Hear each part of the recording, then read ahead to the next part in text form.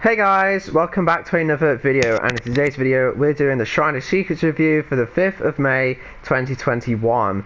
Sorry if my voice sounds a bit different. I have a snuffly nose currently. It's nothing serious, but it's just annoying. One of my nostrils is blocked, so apologies if I sound even more weird than usual. This is the series where we go over the Shrine of Secrets in Dead by Daylight. There are 2 killer perks and 2 survivor perks. We go over what they do, how they work, how the perk changes you tear it up, what characters they come with, and at the end I'll give my thoughts on which one you should buy with iridescent shards. It's basically each week it will change, and then there'll be a different perk set on, and then it's basically up to you if you want to buy a perk for your characters. This is more for me to guide you on which perks are worth buying and which ones aren't, so keep that in mind. Other than that, we're gonna just get started. I think I'm gonna try and make this a bit quick again, just because my nose, so I probably shouldn't even be recording, but oh well. First of all, we have Borrowed Time, which is a build perk, and this is really funny because I'm recording this on Thursday. The Shrine changed on Wednesday, but on Tuesday this perk actually got buffed, so it's funny that they brought it out the day after it got buffed. So basically, everyone knows what this perk is, but it did get changed recently.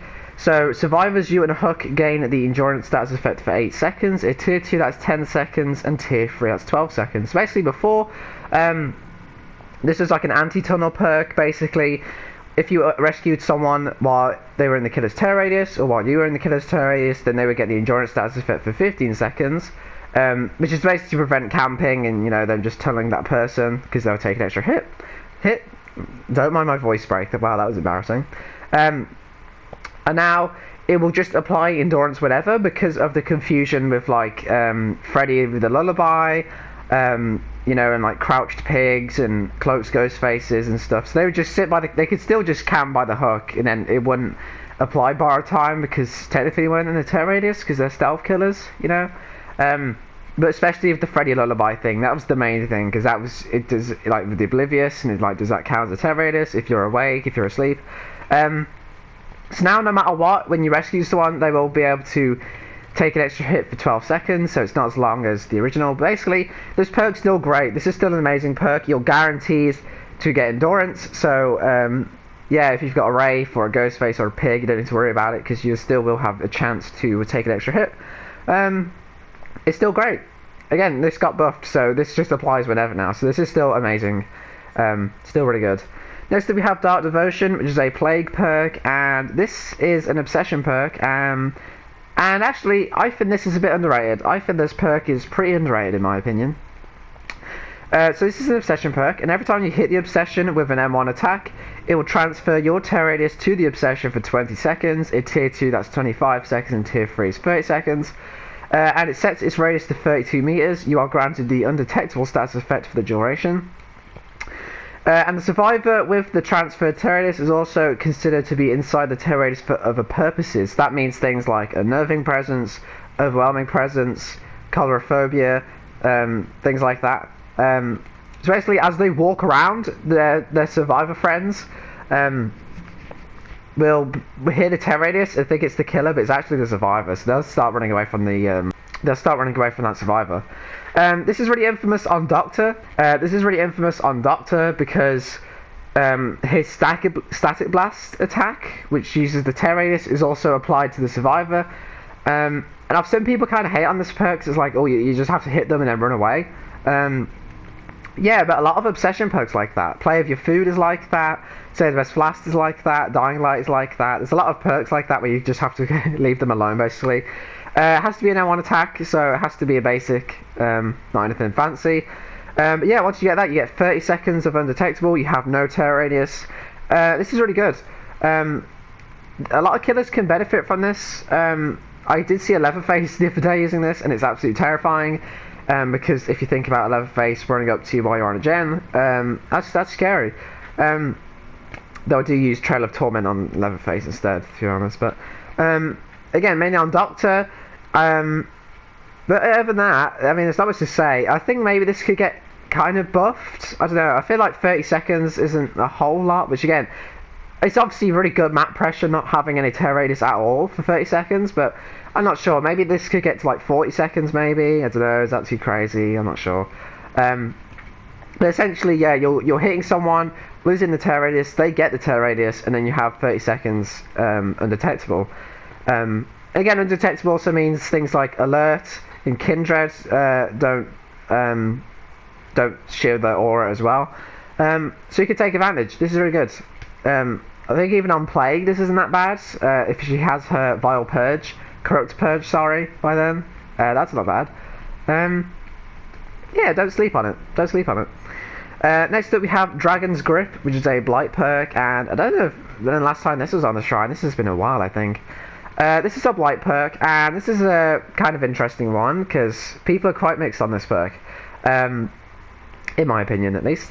After you kick a generator for the next 30 seconds, the first survivor that interacts with it will scream, revealing their location for 4 seconds, and will become afflicted with the exposed status effect for 60 seconds. Basically, it's like a countdown timer thing. You kick a gen, and then once you kick that gen, within the next 30 seconds, if someone touches that gen, then they'll scream, do the bubble thing, and they'll be exposed for the next 60 seconds. The perk has a cooldown of 120 seconds, which is 100 seconds at tier 2, and 80 seconds at tier 3. Yeah, I forgot it though. It's 80 seconds. So, again, I think like people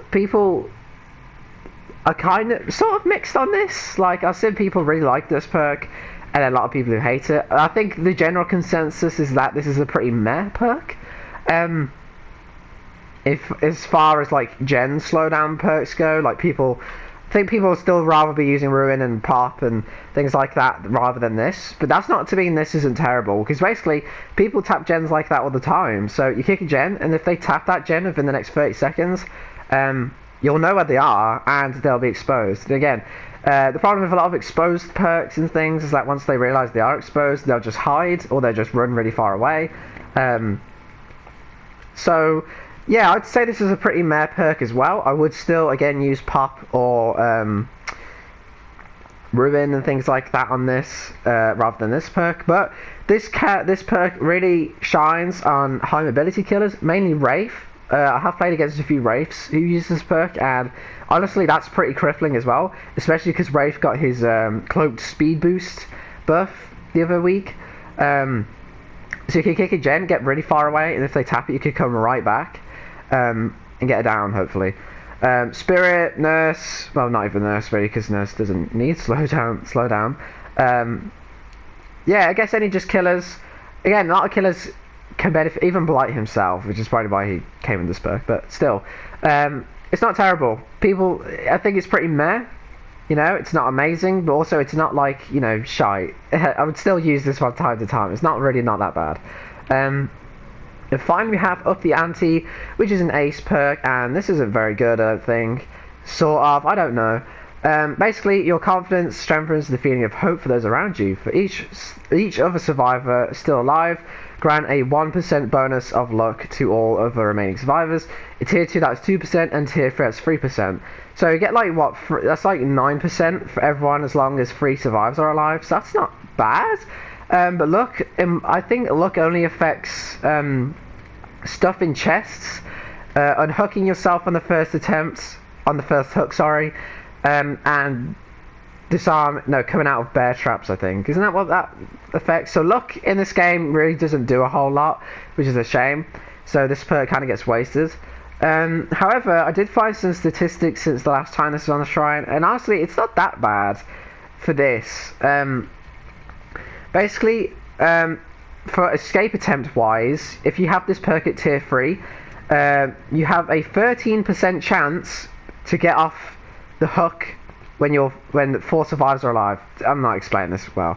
So basically, when you get hooked for the first time and you can escape attempt, if 4 survivors are alive when that happens, you have a 13% chance to get off, which compared to 4%, actually I think that adds to the 4%.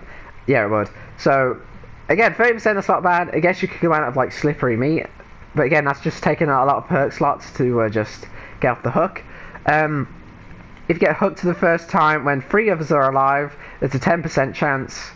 And then when there are 2 survivors alive when you're first hooked, there's a 7% chance. Basically, it's mainly for unhooking yourself on the first attempt.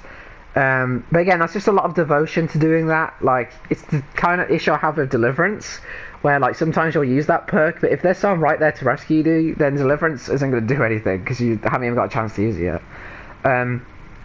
So I'm going to just say this isn't really worth it. I mean, 30%, that's nice, but again, I don't know. I'm not too concerned about like getting off the hook a lot, like by myself, you know, because I'd rather just use Deliverance. I don't know. It's a weird one. I'm going to go for which ones I think you should buy, and I'm probably going to just say Borrow Time if you don't already have it, just because of how amazing it is. And like I said, it got buffed, so it's better now. It will always apply Endurance no matter what. So, yeah, it doesn't last as long as it did before, because it's 12 seconds instead of 15, but it's still really good, obviously. Bill also has Unbreakable, but also he has Left Behind, which is not a very good perk, so... I would just say get this now, and then, you know, hope for Unbreakable at some point. I don't know. And then anything else? I'm not really sure.